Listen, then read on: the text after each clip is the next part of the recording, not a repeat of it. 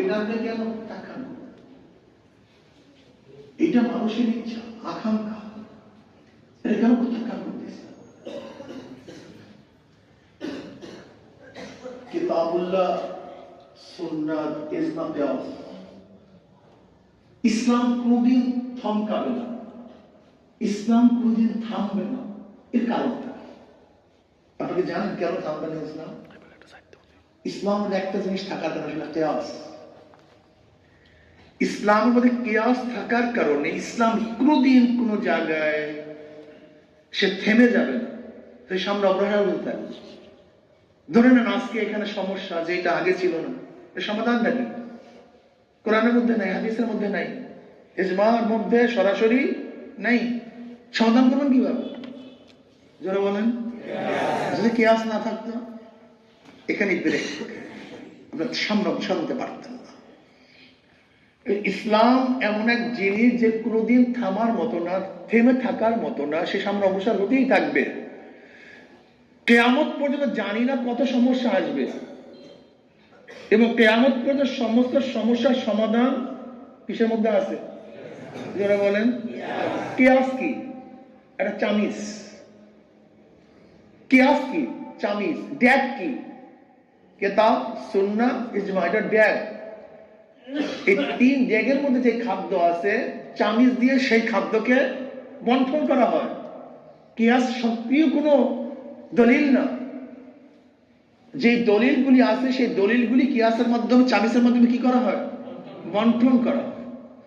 যদি আপনি বন্টন করা চামিচই না থাকে, বন্টন করবে কিভাবে? ড্যাগের মধ্যে তো খাদ্য থেকে যাবে। বিশদ আলোচনায় যাব। আমি কথাটা বলতে চাই, নবী আলাইহিস সালাতু ওয়াস সালামের যুগে ইসলাম হুকুমাত কায়েম করার পদ্ধতি এক ধরনের ছিল, সাহাবাদের যুগে অন্য রকমের ছিল। হয়তোবা 5000 বছর পরে কি হবে জানি না। ইসলামী হুকুমত কায়েম করার নির্দিষ্ট কোন পদ্ধতি আছে? আমাকে দেখাতে পারবেন? এই পদ্ধতি ইসলামী হুকুমত কায়েম করতে হবে, আছে এরকম? কেউ দেখাতে পারবেন না। 4 খলিফা নিযুক্ত হয়েছে 4 ধরনের। আবু বকর রাদিয়াল্লাহু আনহু খেলাফতের দায়িত্ব নেওয়ার পদ্ধতি এক ধরনের, ওমর ইবনে খাত্তাব রাদিয়াল্লাহু আনহু পদ্ধতি অন্য রকমের, উসমান গনি রাদিয়াল্লাহু আনহু খেলাফতের প্রতিষ্ঠার পদ্ধতি ভিন্ন ধরনের, আলী মুর্তজা রাদিয়াল্লাহু আনহু খেলাফতে আসীন হওয়ার পদ্ধতি ভিন্ন ধরনের, বদরের ময়দানের যুদ্ধ হয়েছিল এক ধরনের, খন্দকের ময়দান অনেক ধরনের, হুদায়বিয়া সন্ধি ভিন্ন ধরনের। যুদ্ধ জিনিসটা, যুদ্ধ হলো হরব খাদা, যুদ্ধ একটা কৌশল। সাম্মান নবী সাল্লাল্লাহু আলাইহি হালওয়া খাদান, নবী বুখারীর মধ্যে রওয়ায়াত আছে, নবী আলাইহিস সালাতু ওয়াস সালাম যুদ্ধকে কি বলছেন? খাদা। এটা কৌশল। কখন, কোন সময়, কোন কৌশল অ্যাপ্লাই করবেন, এটা তো যারা যুদ্ধের ময়দানে আছে তারাই ব্যবস্থা নেবেন। আমি কথাটা বুঝাতে পারিনি। আসলে মূল আমাদের সমস্যাটা কি? আমাদের মূল সমস্যা হলো, দেখেন কোরআনের মধ্যে আসছে ওয়াইদু লাহুম মাসতাতাতু মিন কুওয়া মিন রিবাতিল খাইল তুরহিবুনা বিহি আদুওয়াল্লাহি ওয়া আদুওয়াকুম। এখানে ওয়াইদু লাহুম মাসতাতাতু মিন কুওয়া, এই কুওয়াটা, কুওয়া তোমরা পালন করো কি? ঘোড়া। এখন ঘোড়া দিয়ে আপনি কি করবেন? কোরআনের মধ্যে ঘোড়ার কথা আছে সরাসরি। এখন আমি ঘোড়া দিয়ে কোন যুদ্ধ করবেন আমাকে বলেন তো? কি করবেন ঘোড়া দিয়ে? এখানে ঘোড়ার কথা উল্লেখ করা হয়েছে কেন? ওই জমানায় সবচেয়ে শক্তিশালী যুদ্ধের অস্ত্র ছিল ঘোড়া, এর জন্য ঘোড়ার কথা উল্লেখ করা হয়েছে। এই জমানায় যেটা শক্তিশালী হবে সেইটাকে আপনাকে গ্রহণ করতে হবে। কুয়া কি কামান, কুয়া কি ট্যাঙ্ক, কুয়া কি তলোয়ার, কুয়া কি বোমা? সবচেয়ে বড় শক্তি হলো জনগণ। সবচেয়ে বড় শক্তি কি? জনগণ যার সাথে আছে, ক্ষমতা তার সাথে আছে। জনগণ যার সাথে নাই, যত বড় আণবিক বোমা আপনার কাছে থাকুক না কেন, আপনার কাছে ক্ষমতা নেই। উদাহরণস্বরূপ, ইরাকের কাছে, সাদ্দামের কাছে সব কিছুই ছিল অস্ত্র, জনগণ ছিল, থাকতে পারেনি। ব্রিটিশের কাছে সমস্ত অস্ত্র ছিল, কি ছিল না? জনগণ ছিল না, ক্ষমতা থাকতে পারেনি। আইয়ুব খানের কাছে সব অস্ত্র ছিল, কিন্তু কি ছিল না? জনগণ ছিল না, থাকতে পারেনি। দেখেন শেখ শাহজাহানের সবই ছিল, জনগণ ছিল না, থাকতে পারে না। এরশাদের কাছে কোন ক্যান্টনমেন্ট ছিল, জনগণ ছিল না, থাকতে পারেনি। এই যে ফ্যাসিস্ট শেখ হাসিনার কাছে সবকিছু ছিল, কিন্তু কি ছিল না? জনগণ থাকতে পারেনি। ব্রিটিশদের কাছে জনগণ ছিল না, থাকতে পারেনি। জনগণ সবচেয়ে বড় শক্তি, এর চেয়ে বড় শক্তি কিছুই নেই। কাজে জনগণের সাথে সম্পৃক্ত করতে হবে, তাদের কাছে কাছে যেতে হবে, তাদের দ্বারে দ্বারে যেতে হবে। দেখেন যে দুধ বিক্রি করে তারই প্রত্যেক দ্বারে দ্বারে যেতে হয়, কিন্তু যে মদ বিক্রি করে তার কাছে কেউ যায় না, বরং সে কারোর কাছে যায় না, বরং তার কাছে আসে। বুঝাতে পারি? বারের মধ্যে যায়, কিন্তু মসজিদের মধ্যে দাওয়াত দিতে হয়, বারে দাওয়াত দেওয়ার প্রয়োজন হয় না। পোকা জন্মাতে চাষের দরকার হয় না, কিন্তু ভালো কিছু ফলাতে চাষের প্রয়োজন হয়। গভীর বানাতে দাওয়াতে প্রয়োজন হয় না, শিক্ষিত বানাতে হাজারো কষ্ট করতে হয়। দুধ বিক্রেতা দাঁড়ে দাঁড়ে যায়, মদ বিক্রেতা ঘরে বসে থাকে।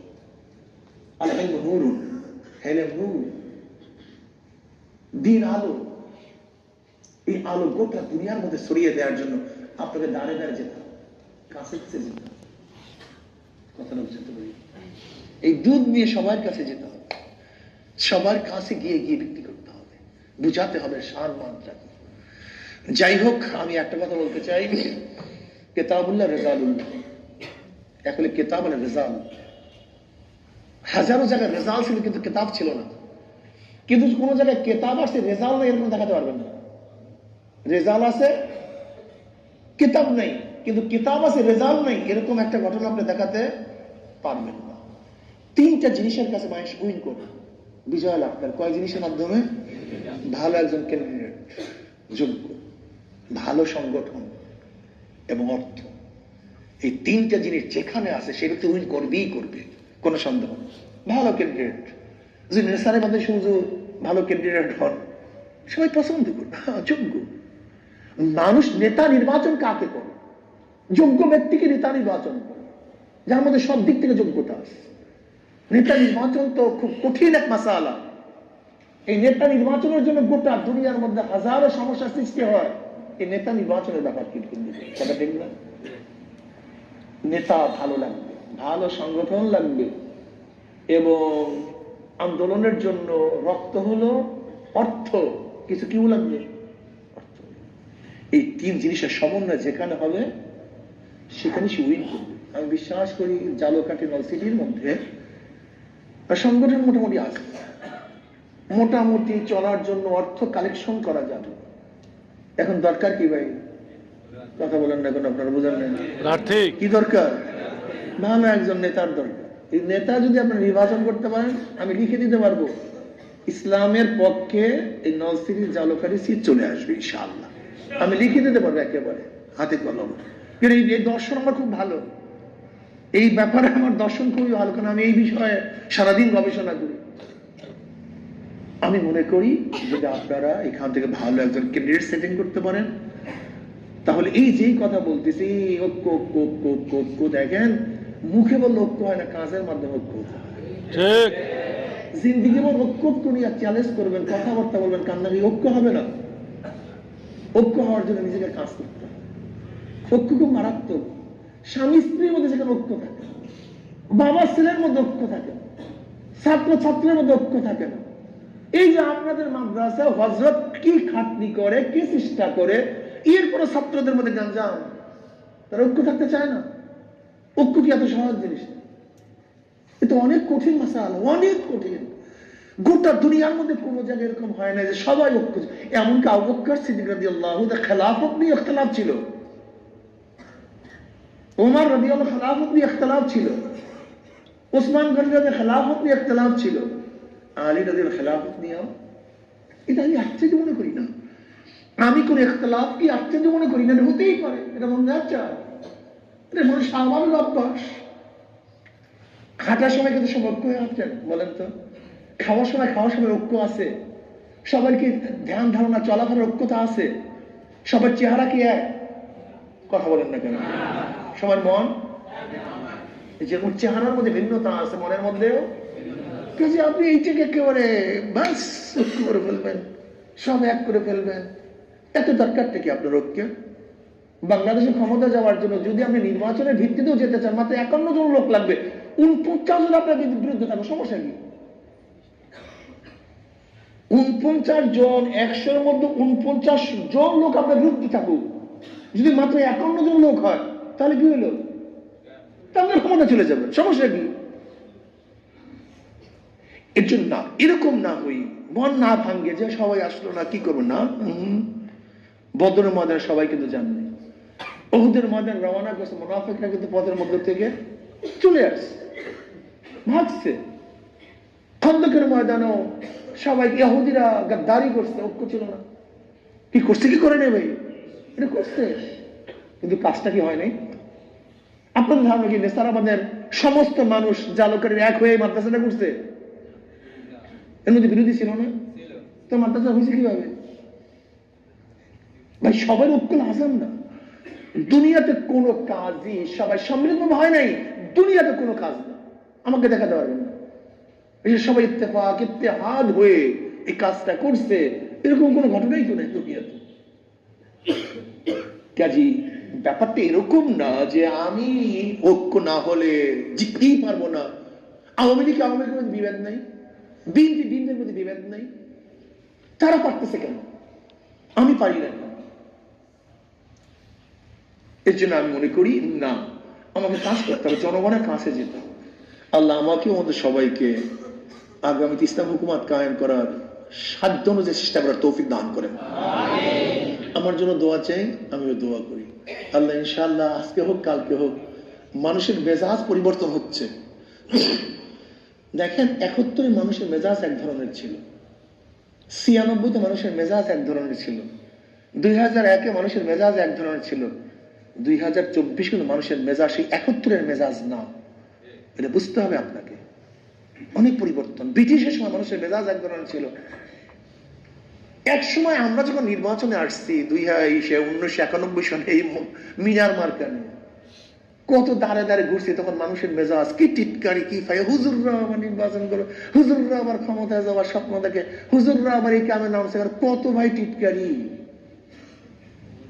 তারা চিন্তা করতো হুজুরের রাজনীতি, হুজুর আবার বিয়া করে কেন, এই প্রশ্নও ছিল। আপনি জানেন না, বিশ্বাস করেন না, এই প্রশ্ন আসে কোথা থেকে জানেন? সন্ন্যাসীদের থেকে, ঠাকুরদের থেকে। ওরা মনে করতে যেন সন্ন্যাসীরা বিয়া করে না, তো হুজুররা তো সেই ধর্মগুরু, তারা বিয়া করবে কেন? এই মেজাজ ছিল মানুষের মধ্যে। চেঞ্জ হয়ে যেখানে একসময় হুজুরদেরকে এখানে আসাটাকে কারাহিয়াত মনে করতো, যে হুজুররা এখানে আসবে কেন, এটা হুজুরদের কাজ, অথচ সেই কারাহিয়াত দূর হয়ে এখন পাবলিক কি বলতেছে, হুজুররা আসে না কেন। কথাটা বুঝাতে পারছি তুমি? এখন কি বলে, আর আগে কি বলতো, হুজুর আসছে কেন, এখন কি বলে, হুজুররা, হুজুর ঐক্য হয়ে আসলেই তো আমরা ভোট দিয়ে দেবো। আপনি বুঝেন মেজাজ কত চেঞ্জ হয়ে গেছে, পুরো রাত দিন, দিন রাত হয়ে গেছে।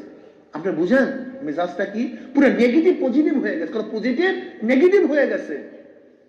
যেই সময় এখানে আসাটাকে কারাহিয়াত মনে করতো, আর এখন তারা বলতেছে যে আপনারা আসেন না কেন, ঐক্য হয়ে আছেন, আমরা সবাই আপনাদের ভোট দিয়ে দেবো। পুরো পজিটিভ মেজাজ হয়ে গেছে। আপনি বুঝলেন পরিবর্তন কোথায় চলে গেছে।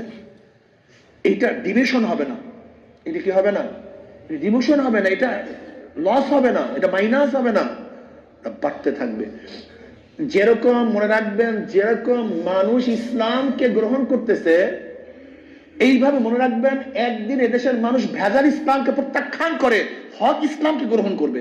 এইটা মনে রাখবেন, এইটা মনে রাখবেন।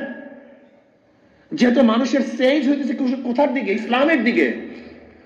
এর জন্য যারা ইসলামের নামে ভেজাল করে, ইসলামের নামে গ্যাঞ্জাম করে, ইসলামের নামে দুই নাম্বারি করে, তাদেরকে দেশের মানুষ প্রত্যাখ্যান করবে, আজকেও কালকেও, কোনো সন্দেহ নেই।